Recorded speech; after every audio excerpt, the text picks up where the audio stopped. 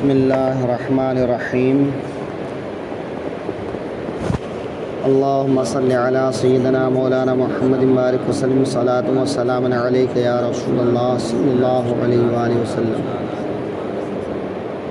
تفسیر کے سلسلے میں یہ کہا گیا تھا کہ اللہ تعالیٰ نے مسلمانوں کو ہدایت فرمایا کہ وہ راعنا نہ کہیں انظرنا کہا کریں۔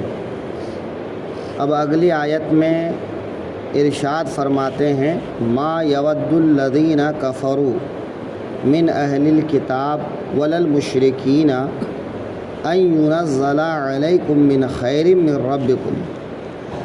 وہ جو کافر ہیں کتابی یا مشرک وہ نہیں چاہتے کہ تم پر کوئی بھلائی اترے تمہارے رب کے پاس سے، یعنی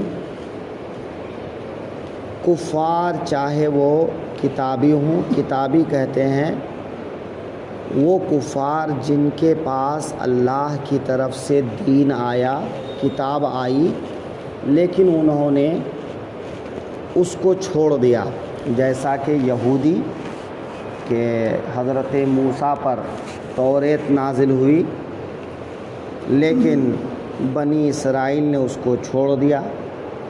اسی طرح نصرانی عیسائی کہ حضرت عیسیٰ علیہ السلام پر کتاب نازل ہوئی انجیل، لیکن عیسائیوں نے وہ کتاب چھوڑ دیا، تو یہ سب کتابی کہلاتے ہیں، یہ بھی کافر ہیں۔ ہاں کچھ احکام مشرکوں سے الگ ہے، 3-4 احکام ایسے ہیں جو مشرکوں سے ان کے الگ ہیں۔ اور مشرک جو کئی خداؤں کو پوجتے ہیں ان کو کہتے ہیں مشرک، کہ اللہ کی ذات میں یا اللہ کی صفات میں کسی کو شریک جاننا یہ شرک ہے، تو ان کو کہتے ہیں مشرک۔ کافر بھی کئی طرح کے ہوتے ہیں، چاہے وہ کتابی ہو چاہے وہ مشرکین، یہ سب ایک ہی سکے کے دو رخ ہیں، یہ کبھی بھی مسلمانوں کی خیر خواہی نہیں کریں گے، مسلمانوں کی بھلائی نہیں کریں گے۔ ان کے آپس میں کتنی بھی دشمنی رہنے دیجئے، لیکن جب بات آئے گی اسلام کے مقابلے میں آنے کی، مسلمانوں کے مقابلے میں آنے کی، تو یہ سب ایک اور متحد ہو جائیں گے۔ اور آج آپ پوری دنیا میں دیکھیں تو پوری دنیا کے یہودی، نصرانی، مشرکین یہ سب کے سب ایک ہو جاتے ہیں مسلمانوں کے خلاف۔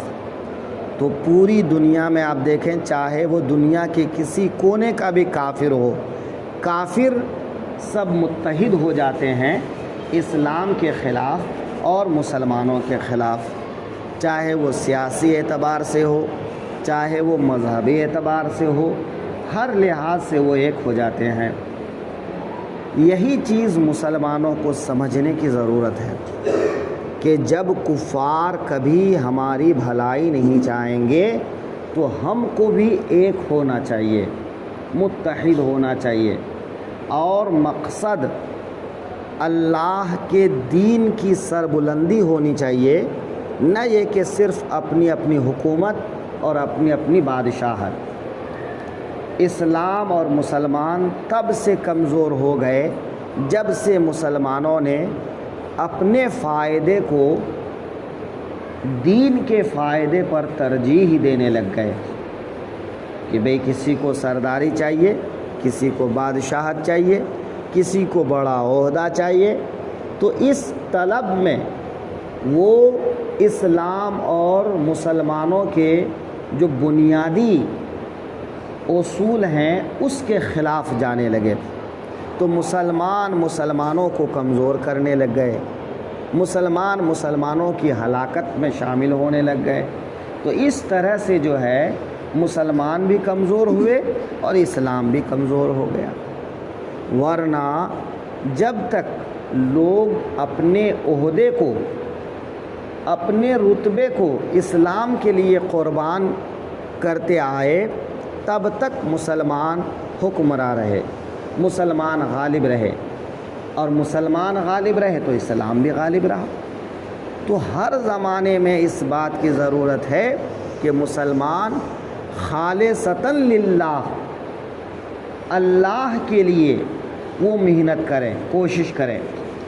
آج ہر کوئی جد و جہد کر رہا ہے تو اپنے لیے، کوئی چاہے سیاسی اعتبار سے ہو، چاہے معاشی اعتبار سے ہو، چاہے مذہبی اعتبار سے ہو، ہر لحاظ سے ہر کوئی اپنا اپنا فائدہ دیکھ کر محنت کر رہا ہے۔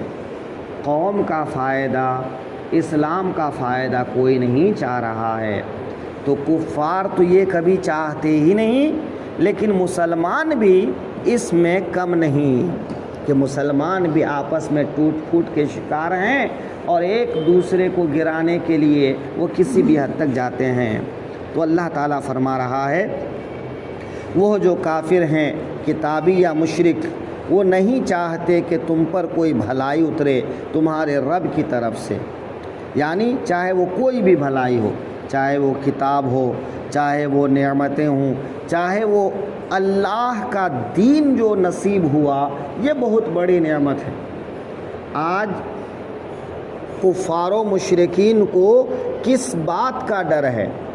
اسی بات کا کہ مسلمانوں کے اندر جو ایمان ہے، اگر یہ ایمان کی چنگاری کبھی پھوٹی تو یہ سیسا پلائی دیوار کی طرح ایک ہو جائیں گے، پھر ان کو کوئی پیچھے نہیں لے جا سکتا ہے۔ اس لیے وہ کوشش کرتے ہیں کہ اسلامی روایات کو مٹایا جائے، اسلامی تشخصات کو مٹایا جائے، اسلامی اصول اور بنیاد کو مٹایا جائے۔ تو ان کا مقصد کیا ہے؟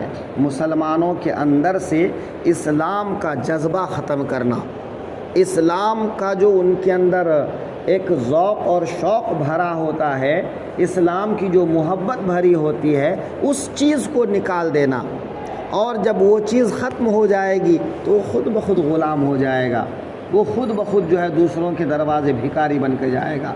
اور وہی ہو رہا ہے کہ آج چاہے وہ مرد ہوں، چاہے عورت ہوں، چاہے جوان ہوں، چاہے بوڑھے ہوں، جب اپنی روایات سے ہٹ گئے تو دیکھیے کہ ان کا کیا حال ہے۔